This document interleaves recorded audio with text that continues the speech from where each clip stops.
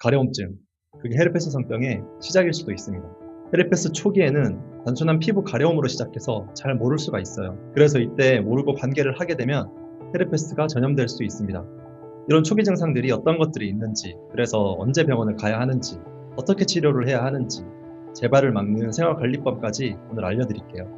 그 전에 꼭 알아두셔야 하는 연구 결과가 있어요. 물집이 생기지 않았더라도 가렵고 따끔할 땐 이미 바이러스가 신경절에서 흘러나오고 있다는 겁니다. 이 상태를 의학적으로 바이러스 흘림이라고 해요. 이미 피부로 바이러스가 올라와서 상대방에게 옮겨갈 수 있는 상태가 된 거죠. 이때부터 옮길 수 있어요. 물론 물집이 터지기 직전이랑 직후가 전염력이 가장 세고요. 물집이 터진 이후에 딱지가 생기면서 점점 바이러스 활동이 감소하는 패턴이에요. 그러니까요. 겉으로 아무 증상이 없어도 그냥 간지럽기만 해도 이미 바이러스는 옮겨갈 준비가 다 끝난 상태인 거죠. 여기서 궁금한 점, 콘돔만 잘 쓰면 괜찮은 거 아닌가요? 의문 드실 수 있죠. 네, 맞습니다. 콘돔은 꼭 쓰셔야 돼요. 그런데 콘돔만으로는 완벽하지가 않아요. 왜냐하면 헤르페스는 이 얇은 점막을 통해서 이동하거든요. 점막이 어디에 있죠? 성기, 입술, 눈가, 콧속 같은 얇은 피부예요.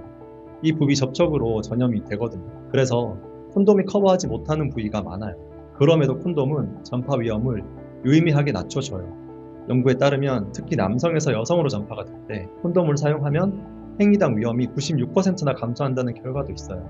그래서 콘돔을 쓰되 음조 증상이나 물집이 있을 때 성적 접촉을 아예 피하시는 게 가장 안전해요.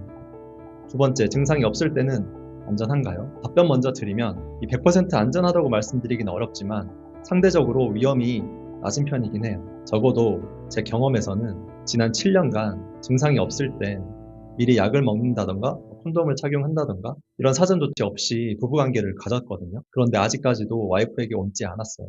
제가 라이신은 지금도 매일 꾸준하게 먹고 있는데 이 라이신 성분이 평소 헤르페스 활성도를 낮춰주고 면역력을 유지시켜줘서 더 안전하게 생활하고 있는 것 같아요. 그래서 오늘 이 체크리스트 흔히 방심하는 건 권장드리지 않습니다. 그래서 오늘 이 체크리스트 꼭 기억해 주세요. 이 중에 하나라도 해당이 되면요. 관계는 잠시 멈추고 경과를 지켜보셔야 돼요. 첫째, 성기나 항문 주변이 자꾸 간지럽다. 가장 흔한 초기 신호예요. 둘째, 속옷이 닿을 때 따갑고 불편하다. 피부가 예민해졌다는 신호죠. 셋째, 짜릿하거나 화끈거리는 느낌이 있다. 이 신경을 따라 통증이 올 수 있어요. 넷째, 감기처럼 오한 발열이 온다. 특히 첫 감염일 때 이런 전신 증상이 동반될 수 있는데 이게 감기가 아니라 헤르페스 초기 증상일 수도 있습니다. 이 증상들은 사람마다 다 다르게 나타나요. 저 같은 경우엔 초발했을 땐 감기 몸살처럼 오한과 발열이 왔었고요.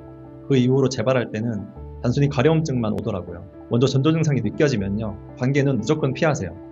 단 며칠만 조심해도 상대방을 평생 지킬 수 있어요. 두 번째, 의심되면 바로 병원에 가보세요. 초기면 항바이러스제 먹는 것만으로도 빨리 좋아지고요.